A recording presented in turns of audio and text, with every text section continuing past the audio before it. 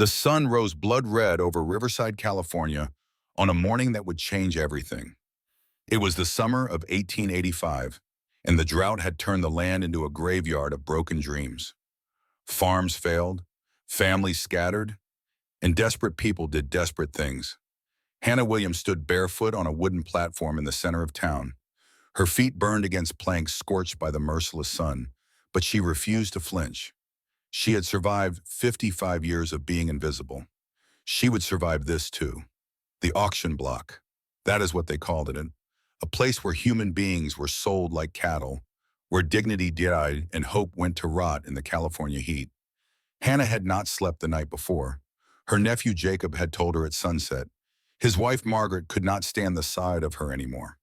One less mouth to feed during the drought, one less burden, one bag of flour.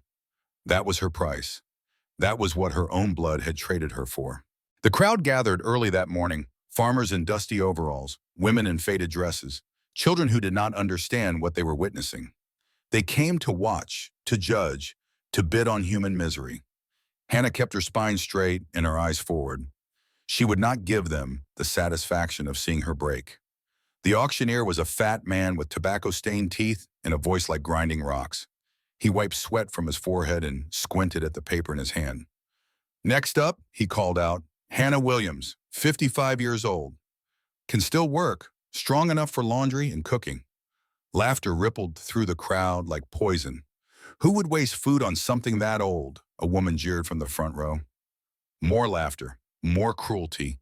Hannah felt each word like a knife between her ribs, but her face remained stone. She had learned long ago that showing pain only invited more of it. "Look at those hands," another voice called out. "Worn down to nothing." She would not last a winter. The auctioneer shrugged. "Starting bid is $5. Anyone?" Silence. The crowd shifted uncomfortably. Even cruelty had its limits of shame. $3 then, the auctioneer said, his voice flat with boredom. "Anyone for $3? More silence. Hannah closed her eyes for just a moment. This was it. This was how her life would end. Not with a bang, but with silence. Not with violence, but with indifference. She was not worth even $3 to anyone in this town. $1, the auctioneer said, desperation creeping into his voice. "Come on, folks. She can still work. $1 for a lifetime of service." A man in the back laughed. "I would not take her for free. She would eat more than she is worth." The crowd erupted in laughter again. Hannah felt something break inside her, not her spirit. That had been broken and rebuilt so many times it was stronger than iron now. No, what broke was her last shred of hope that the world contained any kindness at all. And then a voice cut through the laughter like thunder through a storm. "You are not buying her like cattle." The crowd went silent. A young man pushed his way to the front. He was maybe 30 years old, with trail-worn clothes and dust-covered boots. His jaw was tight with barely controlled fury, and his eyes were the color of storm clouds. He reached into his coat and pulled out a leather pouch. Coins spilled across the auctioneer's table, scattering like golden rain. "That is 3 months' wages," the young man said. "More than enough to cover whatever debt you think she owes." The crowd gasped. Money like that could feed a family for half a year. The auctioneer's eyes went wide. "Sir, I do not think you understand. She is 55 years old. She is past her usefulness." The young man turned to look at Hannah, and for the first time in decades, she saw herself reflected in someone's eyes. Not as a burden, not as a waste, but as a human being. "I understand perfectly," he said. His voice was low and dangerous. "I understand that every person in this crowd watched a woman stand in the sun and did nothing. I understand that her own family sold her for a bag of flour. And I understand that I am done watching cruelty pretend to be business." He turned to Hannah and extended his hand. "My name is Logan Harrison. I have a ranch 15 miles south of here. I need help, and I pay fair wages for fair work. But I am not buying you like livestock. If you come with me, it is because you choose to. And if you ever want to leave, I will take you anywhere you want to go and give you enough money to start fresh." Hannah stared at his hand, steady, sure, offering something she had not felt in years, choice. "Why me?" she whispered. Her voice cracked from disuse. "Why would you waste your money on someone like me?" Logan's eyes softened. Because everyone else sees you as too old, he said. But I see a survivor, and I need someone strong enough to help me keep my ranch from dying. The words struck her like lightning. Hannah looked at his hand for a long moment. Then slowly she placed her weathered palm in his. The crowd watched in stunned silence as Logan Harrison led Hannah Williams away from the auction block. And in that moment, neither of them knew that this single act of kindness would change both their lives forever. If this story moves you, if you believe that some truths need to be told, do not let it disappear.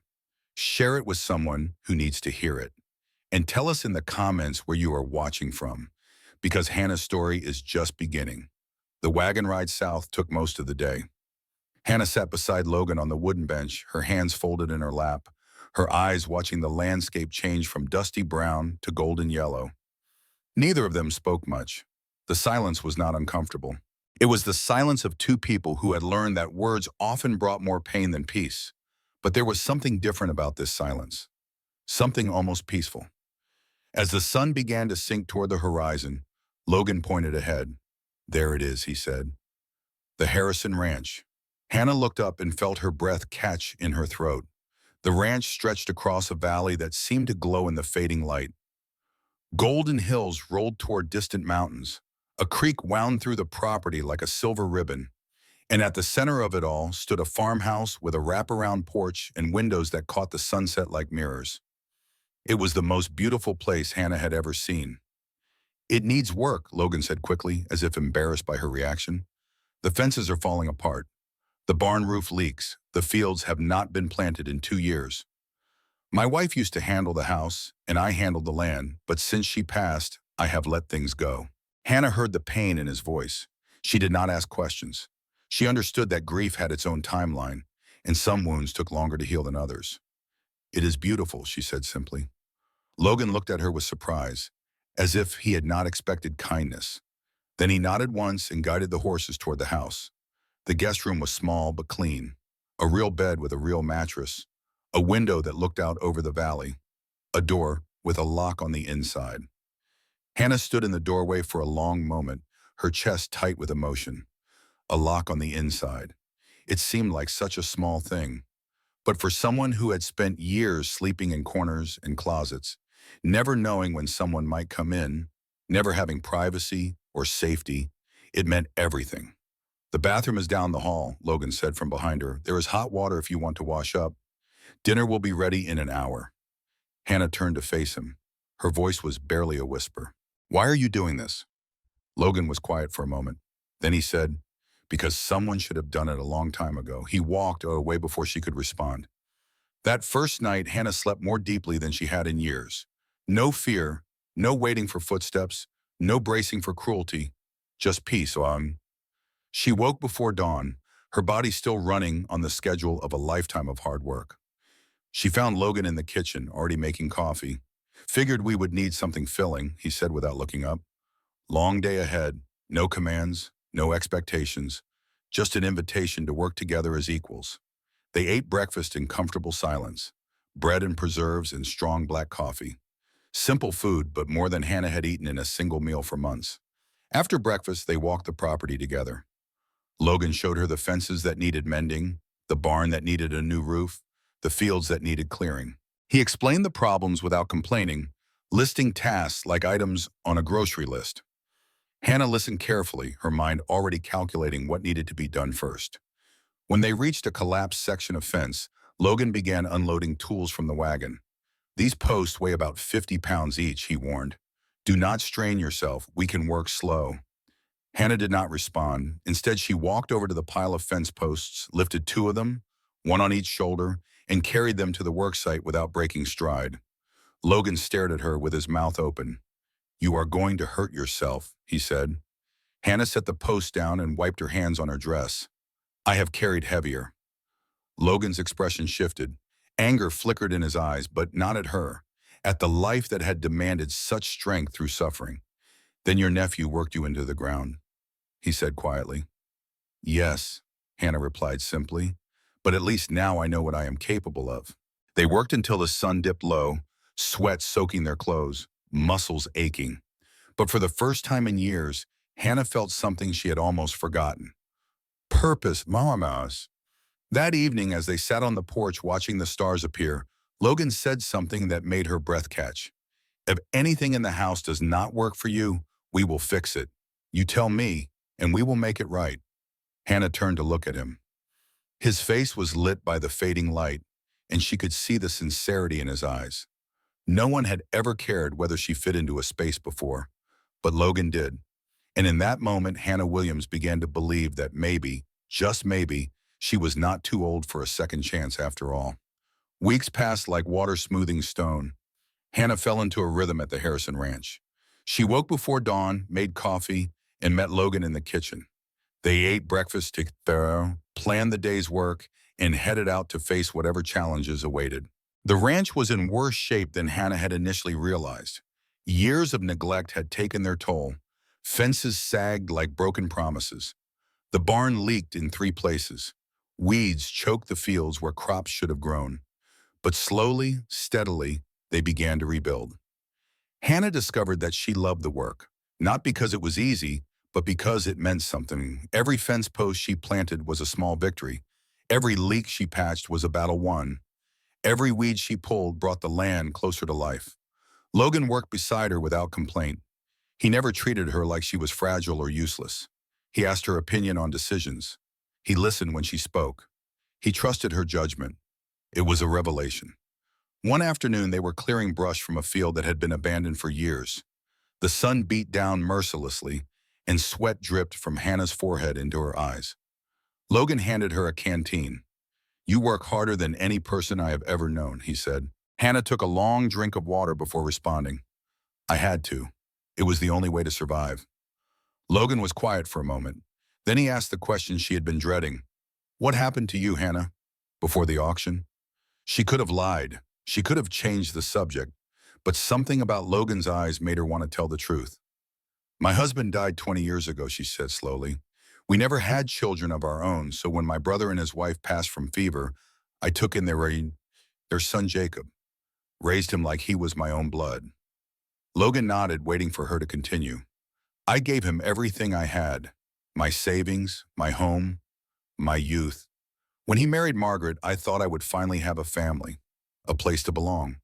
Her voice hardened, but Margaret saw me as a burden from the first day. An old woman taking up space, eating food that should go to her children. She convinced Jacob that I was a drain on their resources, that I was holding them back. And Jacob believed her, Logan said. It was not a question. Hannah nodded. The drought gave them the excuse they needed. One less mouth to feed, one bag of flour in exchange for the woman who raised him. Logan's jaw tightened with barely controlled anger. "That is not family," he said. "That is betrayal." Hannah shrugged, though the motion hurt more than she wanted to admit. "It is what it is. I learned a long time ago that blood does not mean loyalty, and I learned that surviving is more important than hoping for kindness that never comes." Logan set down his tools and turned to face her fully. "You deserve better than survival, Hannah. You deserve to be valued, to be respected, to be treated like you matter." Hannah felt tears prick at her eyes, but she blinked them away. "No one has ever told me that before." "Then everyone you have known has been a fool." The words hung in the air between them. Simple, direct, true. Hannah did not know how to respond, so she picked up her tools and went back to work. But something had shifted between them. Something small but significant. A crack in the wall she had built around her heart. That evening, Logan made dinner. Stew with vegetables from the garden they had planted together. Fresh bread that he had baked himself. Hannah watched him move around the kitchen with quiet efficiency. He was so different from the men she had known.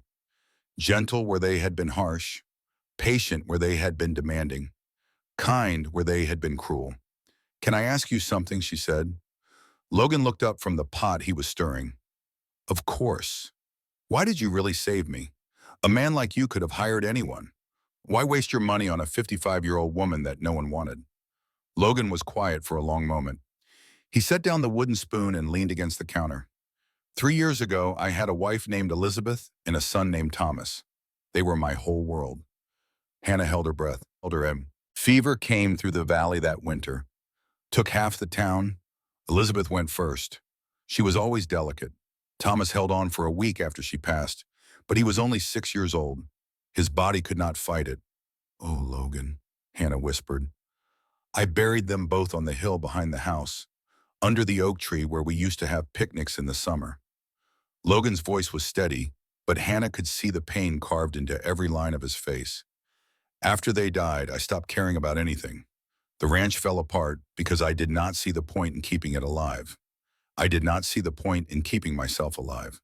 Hannah understood that feeling. She had lived it. "Then I went to town for supplies," Logan continued, "and I saw you standing on that auction block. 55 years old, alone, abandoned by your own family. And everyone in that crowd looked at you like you were nothing." His eyes met hers. "But you did not break. You did not cry. You did not beg. You stood there with your spine straight and your head high, and you refused to let them see you suffer." Hannah remembered that moment, the burning wood beneath her feet, the laughter of the crowd, the absolute certainty that she would die, forgotten and alone. "I saw strength in you," Logan said. "Real strength, the kind that comes from surviving the worst that life can throw at you. And I thought if she can keep going and after everything she has been through, maybe I can too." Tears rolled down Hannah's cheeks now. She did not try to stop them. "You saved me because I gave you hope. I saved you because you reminded me that courage does not have an age limit, and because I was tired of watching good people be treated like garbage." Logan crossed the room and knelt in front of her chair. He took her weathered hands in his. "You are not a burden, Hannah. You never were. You are the strongest person I have ever met, and I am grateful every day that you chose to come with me." Hannah looked into his storm gray eyes and saw something she had not seen in decades. Sincerity. This man meant every word he said. "Thank you," she whispered. "For seeing me, always," Logan replied, "always." They ate dinner together that night, and for the first time Hannah talked about her dreams, about the life she had wanted before circumstances stole it away, about the garden she had always wanted to grow, about the books she had never had time to read. Logan listened to every word, and when she finished, he said, "We will make it happen. All of it." Hannah believed him. The weeks that followed were the happiest of Hannah's life. She and Logan fell into an easy partnership. They divided the work based on their strengths. Hannah handled the garden and the household repairs. Logan focused on the livestock and the heavier construction. But they always ate meals together, and they always ended the day on the porch, watching the stars and talking about everything and nothing. Hannah learned that Logan loved to read. He had a small library in his study, books that his wife had collected before she died. He offered to lend them to Hannah, and she devoured them like a starving woman at a feast. Logan learned that Hannah could sing. She had a voice like honey and whiskey, rough around the edges but beautiful in its imperfection. Sometimes in the evenings she would hum while she worked, and Logan would stop whatever he was doing just to listen. One afternoon, Logan came home from town with a package wrapped in brown paper. "I saw this in the general store," he said, handing it to her. "Made me think of you." Hannah unwrapped the package carefully. Inside was a journal, leather-bound with blank pages waiting to be filled. "For your thoughts," Logan said, "and your dreams. Everyone deserves a place to write them down." Hannah held the journal to her chest like it was made of gold. "No one has ever given me something like this." "Then everyone has been missing out," Logan said with a smile, "because your thoughts are worth recording." That night, Hannah sat in her room and wrote the first entry in her new journal. "Today, a good man gave me a gift. Not because he wanted something in return, not because he felt obligated, but simply because he thought I deserved it. I am 55 years old, and I am learning what kindness feels like. I think I could get used to this." Summer faded into autumn, and the ranch transformed before their eyes. The fences stood tall and strong. The barn roof no longer leaked. The fields, cleared of weeds and debris, lay ready for spring planting. Even the farmhouse looked different, with fresh paint on the shutters and flowers blooming in window boxes. But the greatest transformation was in Hannah herself. She walked differently now, taller, more confident. The haunted look had faded from her eyes, replaced by something that looked almost like peace. Logan noticed the change. He noticed everything about her. One afternoon they sat together beneath an old oak tree near the creek. The air was crisp with the promise of winter, and golden leaves drifted down around them like nature's confetti. Logan handed her a canteen, his expression thoughtful. I have been thinking, he said. About what? About the future. About what happens next. Hannah's heart clenched. She had been dreading this conversation. The work on the ranch was nearly done. Soon there would be no reason for her to stay.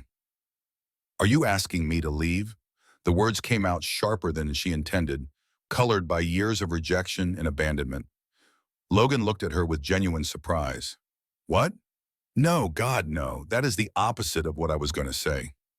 Then what? Logan took a deep breath. The ranch is coming back to life. This spring we will be able to plant crops again. By summer we should have enough cattle to sell at market. If everything goes well, this place could actually turn a profit for the first time in years. Hannah nodded slowly, unsure where this was leading. None of that would be possible without you, Logan continued.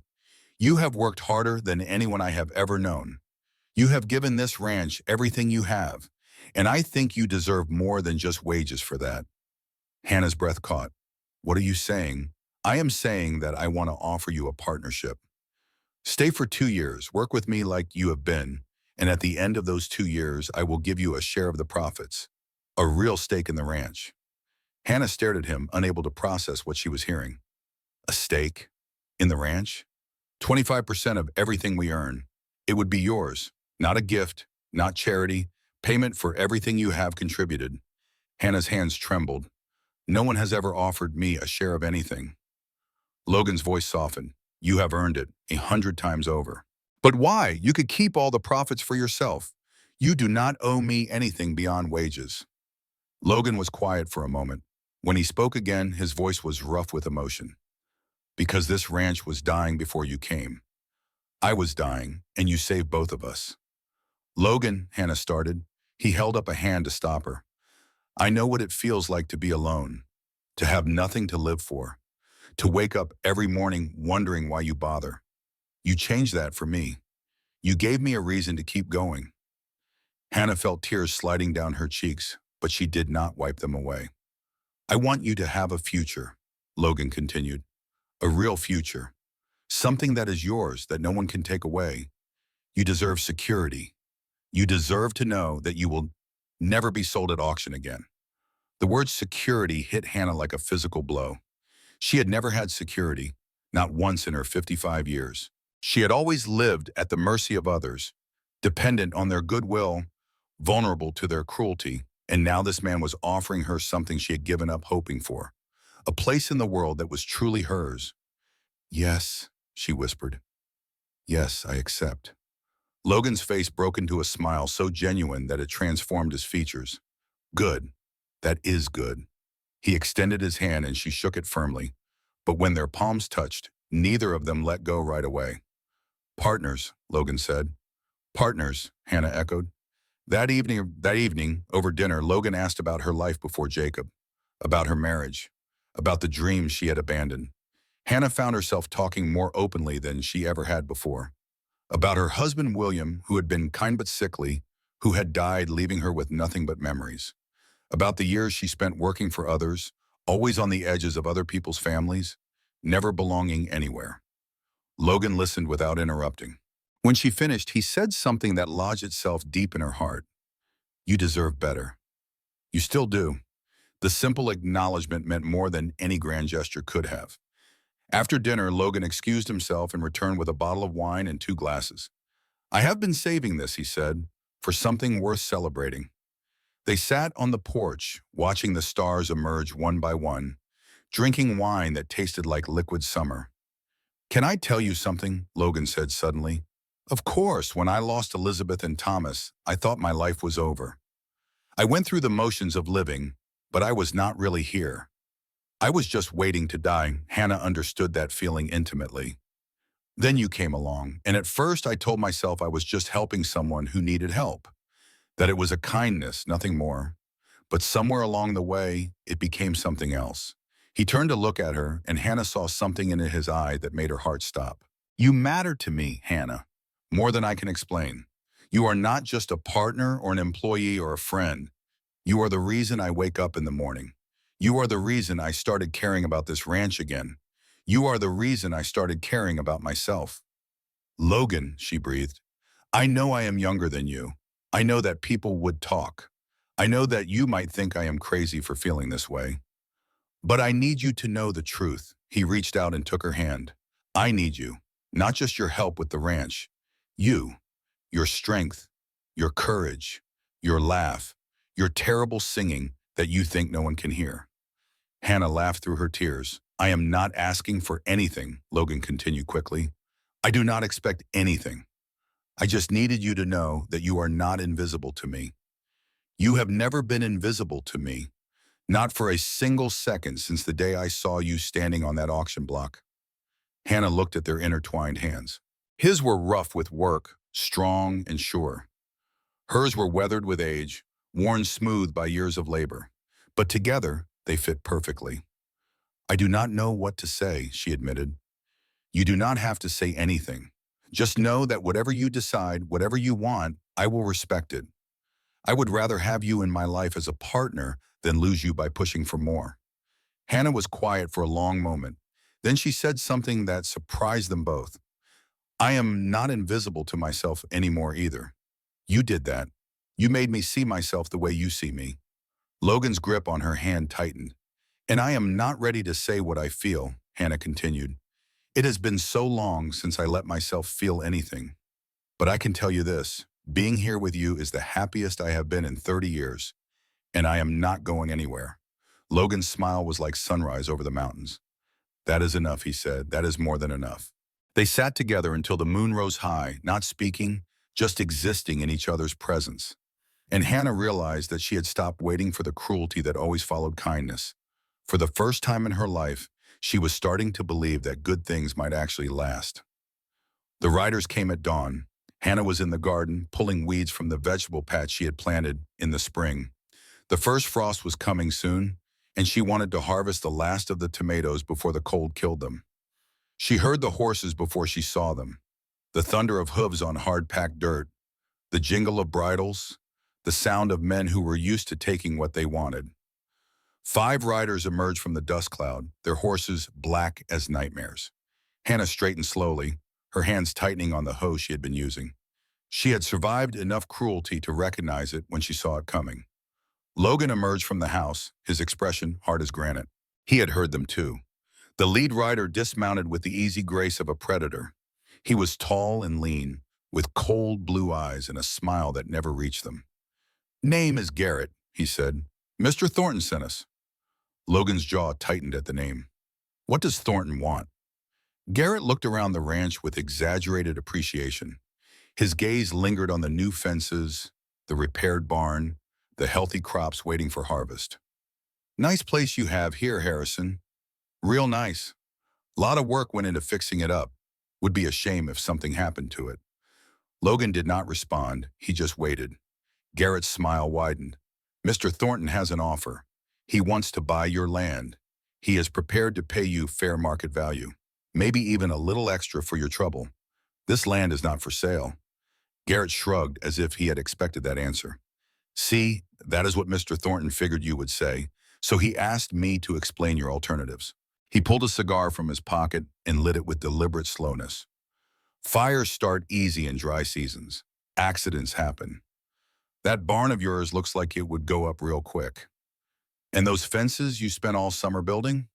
Wood burns. It all burns. Hannah felt ice form in her stomach. This was not a threat. This was a promise of violence. Logan's voice was deadly calm. Are you threatening me on my own property? Garrett laughed. Threatening? For Benny?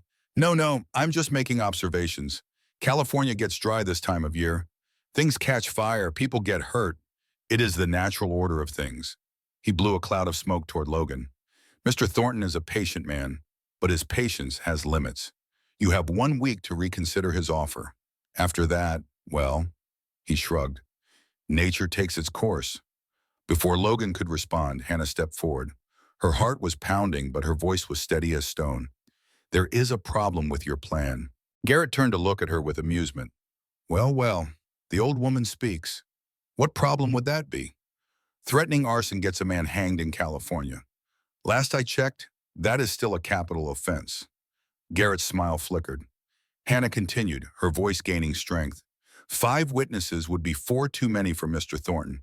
Every person standing here heard you threaten to burn down this ranch. That is conspiracy to commit arson. That is attempted murder if we are inside when it happens. She took another step forward, meeting Garrett's cold eyes with her own. I have lived 55 years, and I have learned a few things along the way. One of them is that men like you are sent to scare, not to kill. Violence leaves evidence. Thornton is too smart to leave evidence. Garrett stared at her for a long moment. The amusement drained from his face, replaced by something that looked almost like respect. You have a mouth on you, old woman. I have a brain, too. Something you might want to grow before your next visit. The tension stretched like a wire about to snap. Then Garrett laughed. A single harsh bark of sound.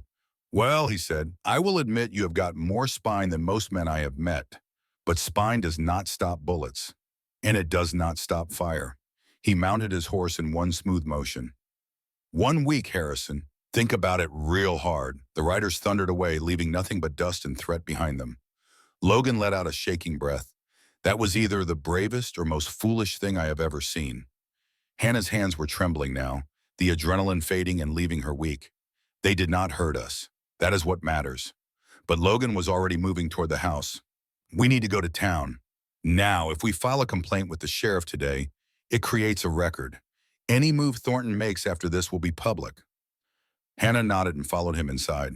2 hours later, they stood in Sheriff Warren's office telling their story.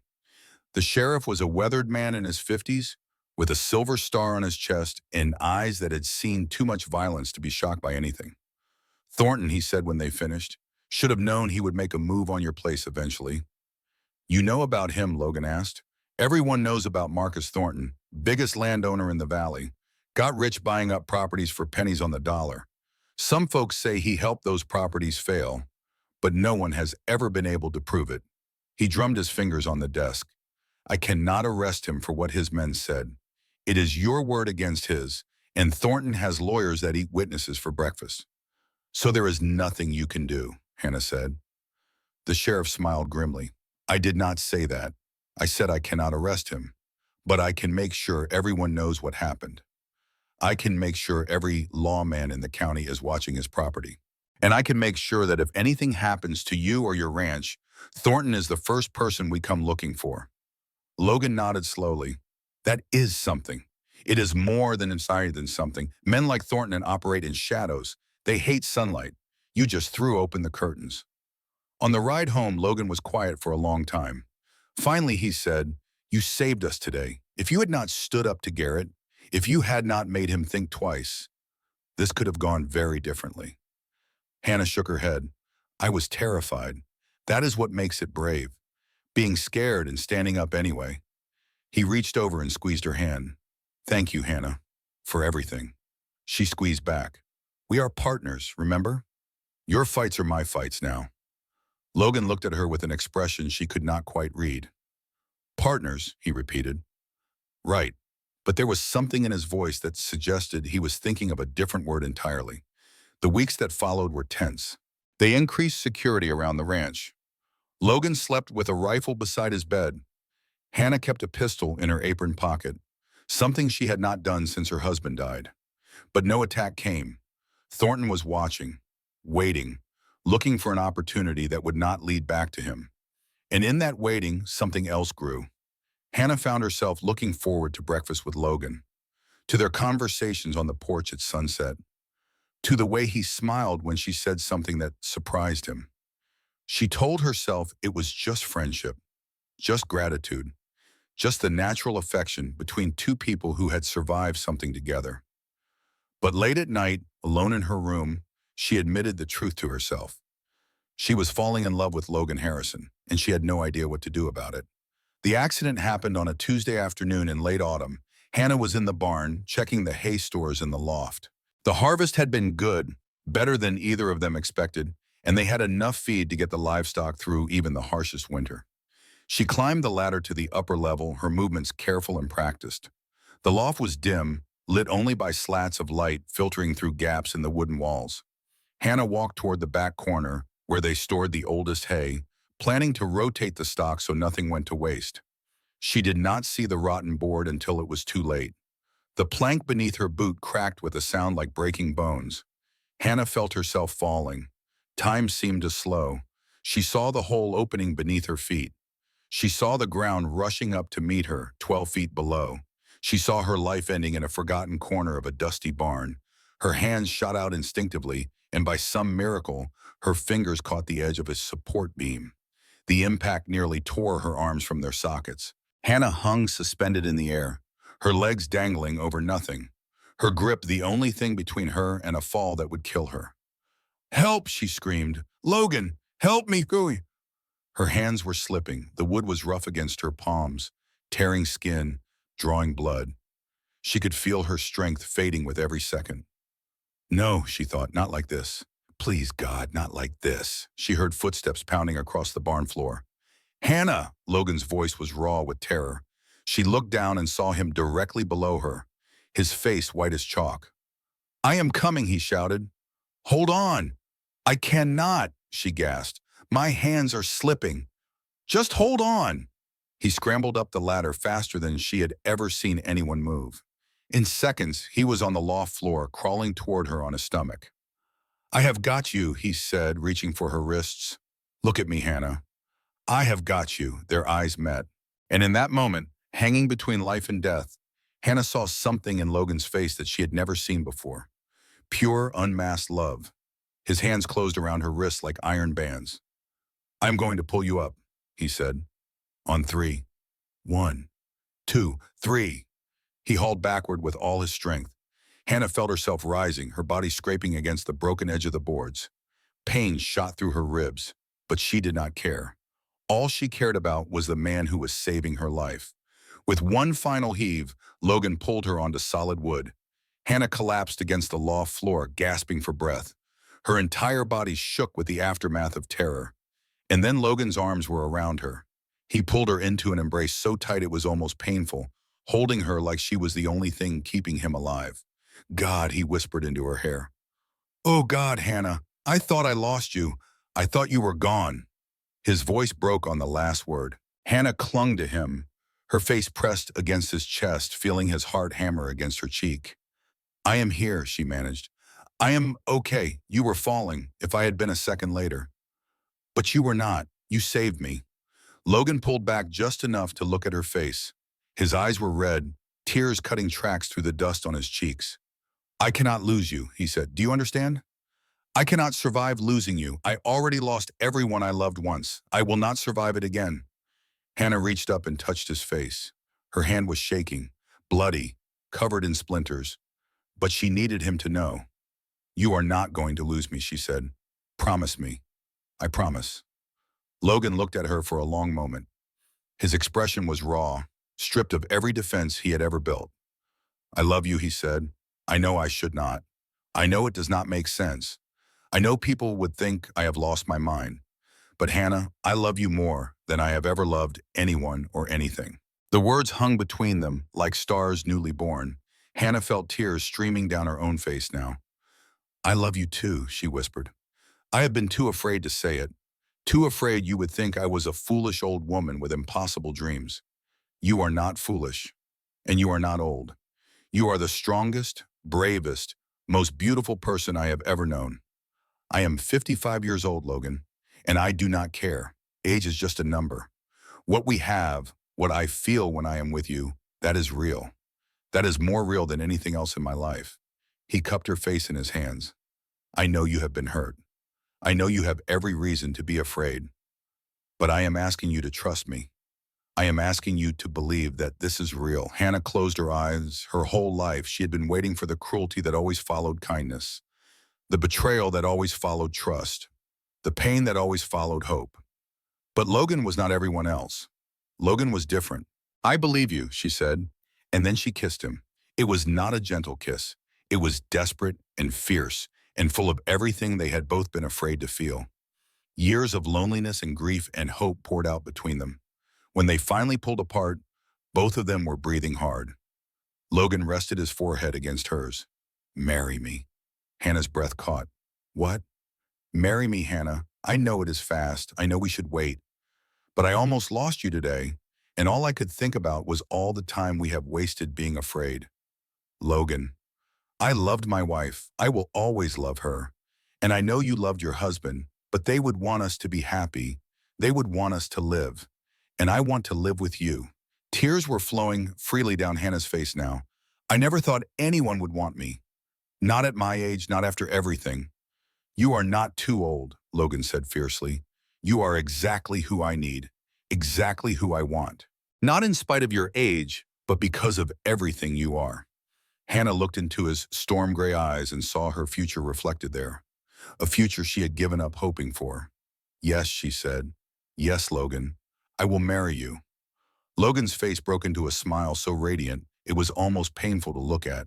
He kissed her again, gentler this time, a promise rather than a plea. And there in the dusty loft of a barn on a ranch in California, two broken people found something neither of them expected. They found forever. Winter arrived with a vengeance that year. Snow fell thick and heavy, blanketing the valley in white silence. The creek froze solid. The roads became impassable. The world outside the ranch disappeared behind walls of ice and wind. But inside the farmhouse, Hannah and Logan had never been warmer. They had married in the sheriff's office 2 days after the proposal.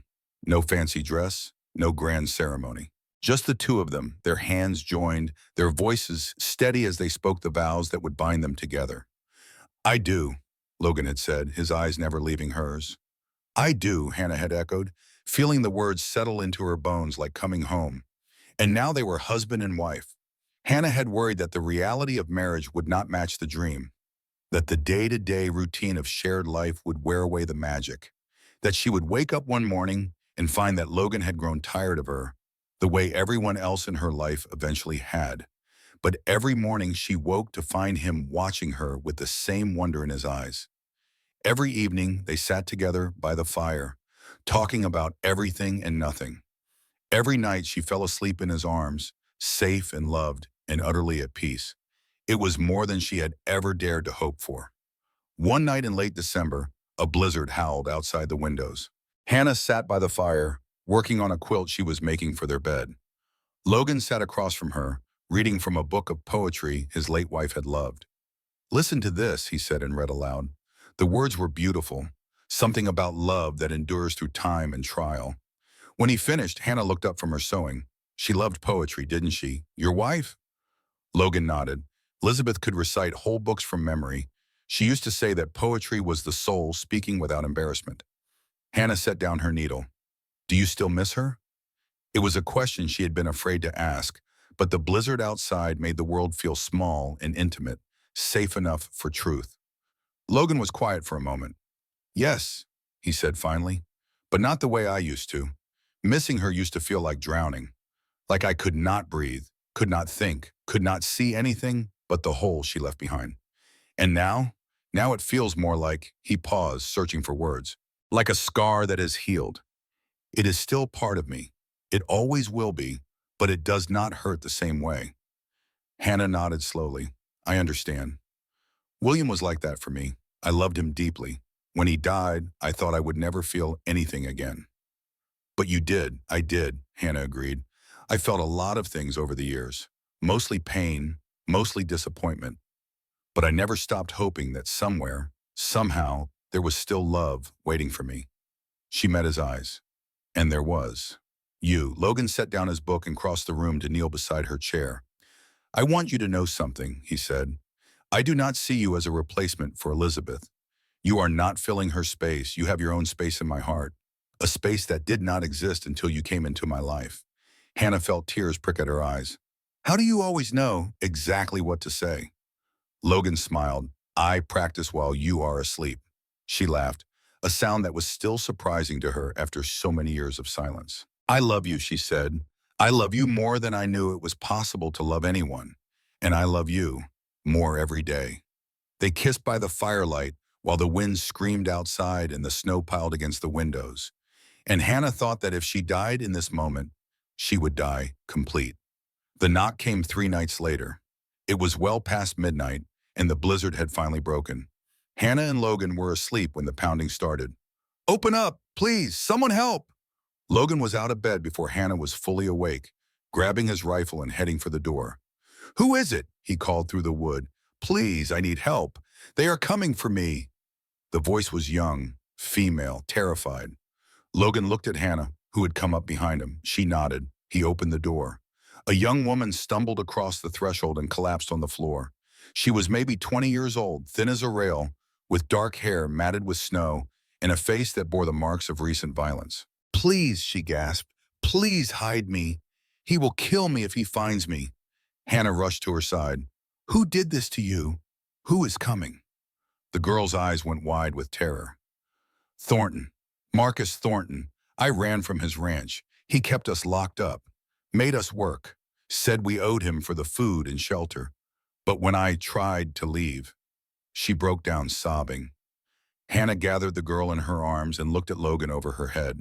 His expression was murder. Get her warm, he said. I'm going to town. Now? In the middle of the night? Thornton has been careful up until now, never left evidence, never gave us anything we could use against him. But this girl is evidence. Her testimony could bring him down. The girl looked up, terror in her eyes. You do not understand. He has people everywhere. The sheriff, the judges. He owns half the county. Logan knelt down to meet her eyes. What is your name? Sarah. Sarah, I promise you that man will never touch you again. But I need you to be brave. I need you to tell your story to people who can stop him. Sarah trembled. They will not believe me. No one believes people like us. Hannah spoke up. I believe you, and I will stand beside you every step of the way. Sarah looked between them, these two strangers who had taken her in without question. Why? She whispered. Why would you help me? Because someone helped me once, Hannah said. When everyone else saw a burden, one man saw a person worth saving. She squeezed Sarah's hand. Now it is my turn to do the same. Logan rode through the night and returned at dawn with not just the sheriff, but a newspaper reporter from Sacramento. Marcus Thornton had enemies, important enemies, men who had lost land and money and family members to his schemes. Men who had been waiting years for evidence they could use. Sarah's testimony was that evidence. The investigation moved quickly after that. More victims came forward. Men and women who had been trapped on Thornton's property, forced to work for survival, beaten when they tried to leave. A lawyer from San Francisco took the case for free, and when they rode to Thornton's ranch with a warrant, his empire began to crumble. Hannah was there when they brought him out in chains. Thornton screamed at her as they loaded him into the wagon. This is your fault. You meddling old woman, you will regret this. You will lose everything. But Logan stood beside her, his arm around her waist, his voice calm and steady. No, he said, we will be just fine, because we have each other. And as they watched Marcus Thornton hauled away to face justice, Hannah realized something profound. She was not just a survivor anymore. She was a fighter. Spring came early that year. The snow melted, the creek thawed, and the valley burst into life. Wildflowers painted the hillsides in purple and gold. Birds returned from their winter journeys to fill the air with song. Sarah had stayed in the ranch through the winter. She had nowhere else to go, and Hannah could not bear the thought of sending her away. The girl had become like a daughter to her, filling a space Hannah had not even known was empty. But Sarah was not the only one bringing new life to the Harrison Ranch. Hannah had been feeling strange for weeks, tired in a way that was different from her usual exhaustion, nauseated in the mornings, emotional at the oddest moments. She told herself it was just the stress of the trial, the relief of finally being safe, the adjustment to married life. But deep down, something else was whispering. Something impossible. One afternoon, while Logan was in town handling business related to the Thornton case, Hannah asked Sarah to drive her to see the doctor. The examination was brief. The doctor's expression when he delivered the news was something Hannah would remember for the rest of her life. Mrs. Harrison, he said slowly, I do not quite know how to tell you this. Hannah braced herself for bad news. Cancer, some disease picked up from years of hard labor. Something that would steal away this happiness she had finally found. Please, she said, just tell me. The doctor set down his instruments and looked at her with wonder in his eyes. You are pregnant. The words hung in the air, refusing to make sense. I am sorry, Hannah said. What did you say? You are pregnant, about 3 months along by my estimate. The baby should arrive in late summer. Hannah stared at him. That is impossible. I assure you it is not. I am 55 years old. The doctor nodded slowly. I know it is extremely rare at your age. Some might even call it a miracle. But my examination is conclusive. You are carrying a child. Hannah's hands moved to her stomach without conscious thought. A child. A baby. After all these years. After giving up every hope of motherhood. After resigning herself to a life without this particular joy. Are you all right, Mrs. Harrison? Hannah realized she was crying. Tears streamed down her face, dripping onto the paper covering the examination table. I never thought, she whispered. I never imagined. Life has a way of surprising us, the doctor said gently, especially when we stop expecting surprises. The ride home was a blur. Sarah kept asking if she was okay, and Hannah kept saying yes, unable to explain the storm of emotions raging inside her. Joy and terror, hope and disbelief, excitement and fear. A baby. At 55 years old, she was going to be a mother. She waited until evening to tell Logan. The sun was setting over the valley, painting the sky in shades of orange and pink. They sat together on the porch as they did every evening, watching the day end and the stars begin their nightly dance. Logan, Hannah said softly, I need to tell you something. He turned to her immediately, concern flickering in his eyes. What is it? Are you ill? No, she said. The opposite, actually. The opposite of ill? Hannah took a deep breath. I went to see the doctor today. Logan's hand found hers and squeezed tight. What did he say? Hannah looked into the eyes of the man she loved, the man who had saved her from the auction block, the man who had given her dignity and purpose and love. I am going to have a baby. For a long moment, Logan did not move. He stared at her with an expression she could not read. Shock, confusion, something that looked almost like pain. What? He said finally. His voice was barely a whisper. The doctor confirmed it today. I am about 3 months along. The baby will come in late summer. But you are 55 years old, Hannah finished. I know. The doctor said it is extremely rare. He used the word miracle. Logan's hand was trembling now. A baby, he breathed. We are having a baby. Yes, a baby. Yes, Logan. We are having a baby. And then his face transformed. The shock melted into wonder. The confusion became joy. The pain revealed itself as hope so fierce it was almost unbearable. Tears spilled from his eyes, cutting tracks down his weathered cheeks. We are having a baby, he said again, and this time his voice cracked with emotion. He pulled her into his arms and held her like she was made of glass and gold. I never thought I would have this again, he whispered against her hair. After Elizabeth and Thomas, I never thought. I know, Hannah said. Neither did I. He pulled back to look at her, his hands moving to cup her face. Are you happy? The question surprised her. Am I happy? This was not planned. This was not expected. You might be worried or scared or... I am terrified, Hannah admitted. I am 55 years old. I do not know if my body can handle this. I do not know if the baby will be healthy. I do not know if I am too old to be a good mother. She placed her hands over his. But yes, Logan, I am happy, happier than I have any right to be. This child is a miracle, our miracle, and I will love it with everything I have. Logan kissed her then, soft and reverent and full of promise. We will figure this out together, he said. Whatever happens, we face it together.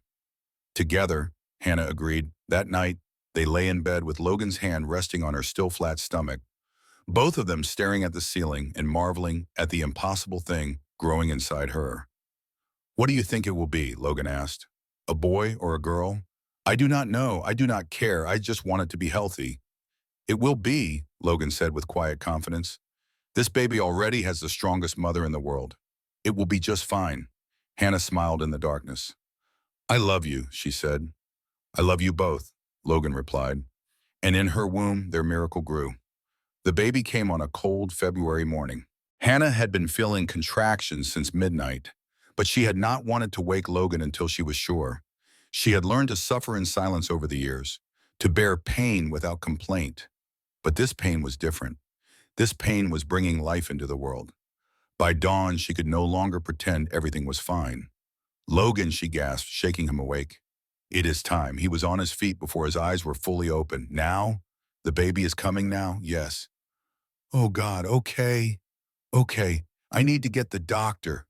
And Sarah, and hot water. Do we need hot water? Why do they always need hot water? Hannah would have laughed if she was not in so much pain. Just get the doctor, she managed, quickly. The next several hours were a blur of agony and fear and fierce, desperate hope. The doctor arrived just after sunrise, along with a midwife from town who specialized in difficult births. Sarah stayed by Hannah's side the entire time, holding her hand and wiping the sweat from her forehead. Logan paced outside the bedroom door like a caged animal. Hannah could hear him through the walls, praying to a God he had not spoken to in years. Please, she heard him say, please let them both be okay. I cannot lose them. Please. The labor was long and hard. At 55, Hannah's body was not built for this anymore. There were moments when she thought she could not go on, when the pain threatened to overwhelm her completely. But every time she wanted to give up, she thought of Logan, of the life they had built together, of the miracle growing inside her. And she kept going. The baby arrived just after noon, a boy. Hannah heard his cry before she saw him, a thin, reedy wail that grew stronger with each breath. The midwife placed him on her chest, and Hannah looked down at the tiny, perfect face of her son. He had Logan's eyes, gray like storm clouds, gray like the sky after rain. Oh, she breathed. Oh, you are beautiful. The door burst open and Logan stumbled in. His face was pale, his eyes were wild. Is she okay? Is the baby? He stopped when he saw them. Hannah, exhausted and tear-streaked and radiant, and in her arms their son. Logan crossed the room in 3 steps and fell to his knees beside the bed. He is perfect, Logan whispered.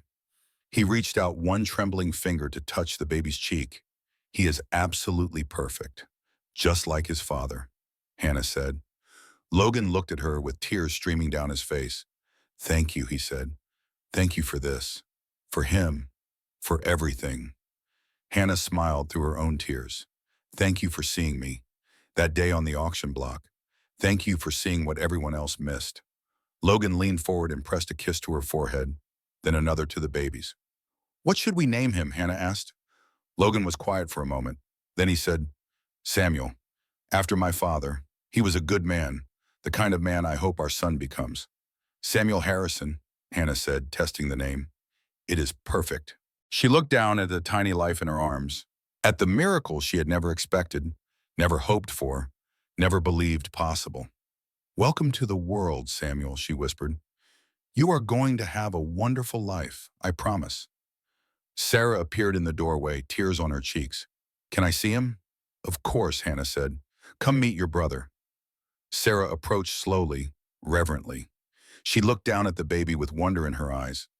He is so small. He will grow, Hannah said, and he will have the best big sister in the world to help him along the way. Sarah looked up at her with shock. Big sister? You are family, Sarah. You have been family since the moment you came through our door. And now you have a baby brother who is going to need your help. Sarah burst into tears and threw her arms around Hannah.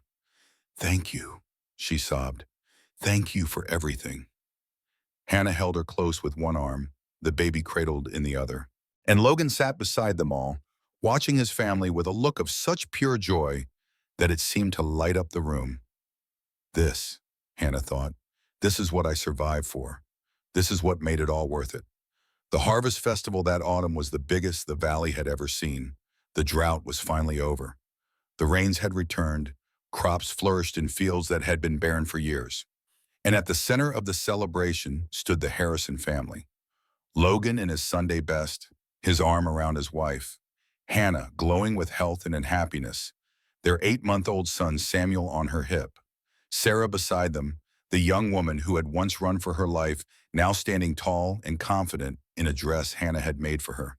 They had come a long way. The whole town had gathered to celebrate the end of a hard season. Tables groaned with food. Music played from a makeshift bandstand. Children ran laughing through the crowd, while their parents danced and drank and remembered what joy felt like. And everyone who saw the Harrison family looked at them with respect, even those who had laughed at Hannah on the auction block. Logan surprised her that evening with a gift. He pulled a small box from his coat pocket and pressed it into her hands. I had it made special, he said. Open it. Inside was a silver bracelet. Simple but beautiful. and carved into its surface were three images: a mountain for the land they had saved together, a barn for the home they had built, and a woman standing tall with her head held high. "You were never too old," Logan said as he slid it onto her wrist. "You were always just right." He turned to face the crowd, raising his voice so everyone could hear. "This is my wife, Hannah Harrison. She saved my ranch. She saved my life. And she gave me a future I never thought I would have again." The crowd cheered. And Hannah stood there with her son in her arms, her husband at her side, and a future she had never believed she deserved rising before her like the sun. Later that night, after the festival had ended and the stars had come out to play, Hannah and Logan walked home hand in hand. Sarah walked ahead of them, carrying a sleeping Samuel, humming a song Hannah had taught her. "I have been thinking," Hannah said suddenly. "About what?" "About everything. About how I ended up here, about all the years I spent believing I was worthless." Logan squeezed her hand. "You were never worthless. I know that now.